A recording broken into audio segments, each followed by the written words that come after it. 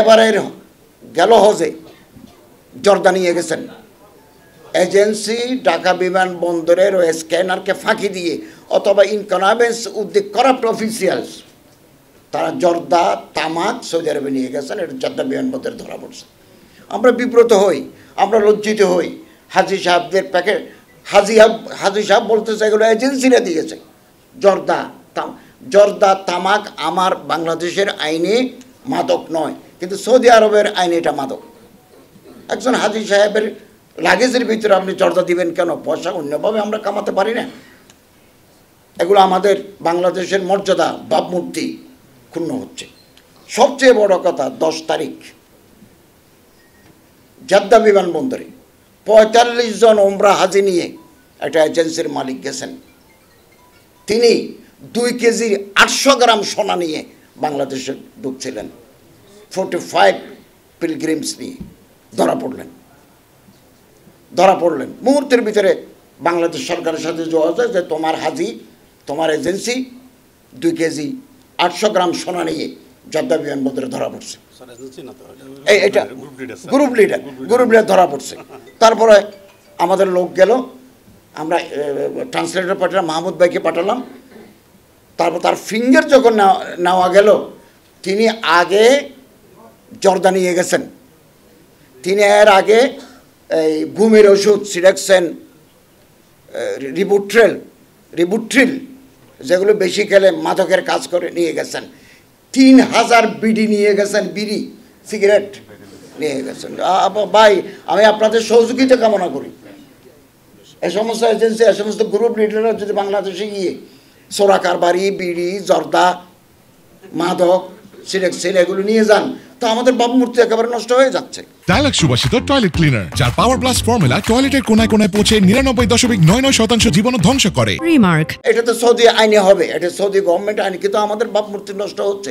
অনেক সময় হাজির প্যাকেটের ভিতরে এগুলো থাকে, আমাদের মশলা দিয়ে আনতে হয়। আর এগুলো আপনারা সহযোগিতা করবেন। এবং গেলবার এমন হাজি গেছে যে হাজির পা নাই, তো কেন তাকে আপনি অ্যালাউ করলেন? জামাইরও পা নাই, বউরও পা নাই, তো ওমরা কীভাবে করবে? আরেকজনের পায়ের নিচে সিরোসিস, এই যে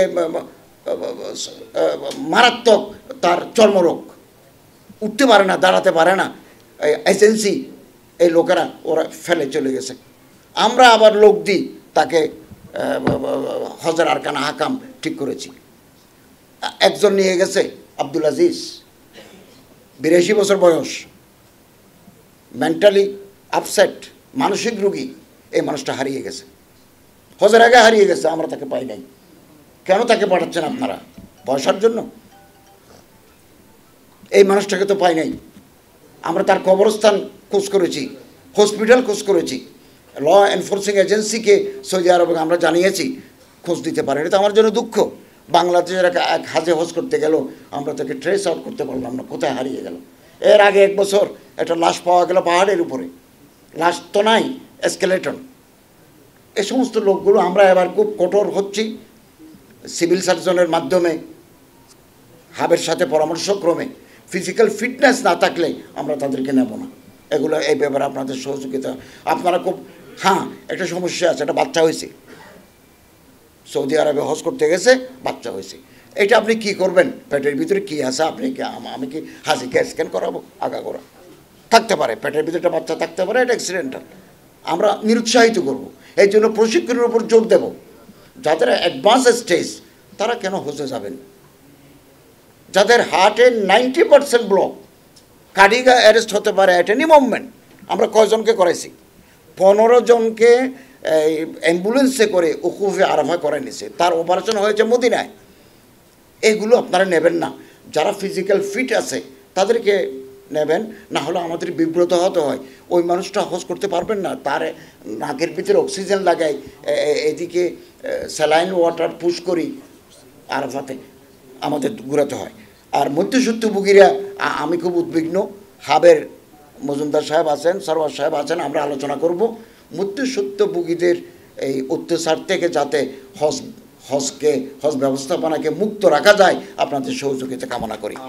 এবং আরও হয়েছে কি, এমন হাজি আছেন, মজুমদার সাহেবের মনে করেন এজেন্সির মাধ্যমে গেছে, উনি মজুমদার সাহেবকে কোনোদিন দেখেন নাই, মজুমদার সাহেবের এজেন্সির নামও জানেন না। অথচ আমাদের সাথে আপনাদের চুক্তি আছে, সেটা হচ্ছে কোনো হাজি যখন আপনারা নেবেন, হাজির সাথে এজেন্সির চুক্তি করতে হবে। কোন মানের ঘরে রাখবেন, কোন মানের খাবার দিবেন, ট্রান্সপোর্টেশন কোথা থেকে কোথা, এগুলো চুক্তি করতে হয়। মধ্যস্বত্বভোগীরা মাঝখানে থাকার কারণে তারা আবার মাঝখানে কিছু টাকা নিয়ে নেয়, ফলে এই চুক্তিটা করা সম্ভব হচ্ছে না। সব লোক চলে আসছে, সমস্ত হাজিরা, 15 জন হাজি অসুস্থ হসপিটালে রয়েছে। বাংলাদেশ সরকারের দায়িত্ব, হাজি কিন্তু আপনার। আমরা তাদেরকে বাংলাদেশ বিমানকে অনুরোধ করে মেডিকেল বেড দিয়ে তাদের বাংলাদেশে পাঠিয়েছি, এজেন্সিরা কিন্তু বাংলাদেশে চলে আসছে। অতএব আসুন আমরা পারস্পরিক সহযোগিতা করি। আপনাদের সহযোগিতা পেলে, আন্তরিকতা পেলে আমরা 26 সালের হজ 25 সালের চাইতে আরও বেস্ট করতে পারব। এবং আপনাদের আন্তরিকতার জন্য ধন্যবাদ জানাই। আমি বারবার বলি, হাব পরিবার এবং আমার মন্ত্রণালয়ের ভিতরে কোনো বিরোধ নাই। আমরা পারস্পরিক সম্মান, মর্যাদা এবং ভ্রাতৃত্বের সাথে কাজ করে যাচ্ছে, আগামী দিনেও আমরা করে যাব।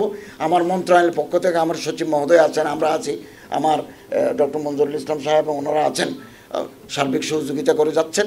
আগামী দিনেও আমরা আমাদের সার্বিক সহযোগিতা হাত আপনাদের প্রতি সম্প্রসারিত করব। আল্লাহ ওয়ালিউত তৌফিক হুয়াল মুওয়াফিক ওয়াল মুঈন।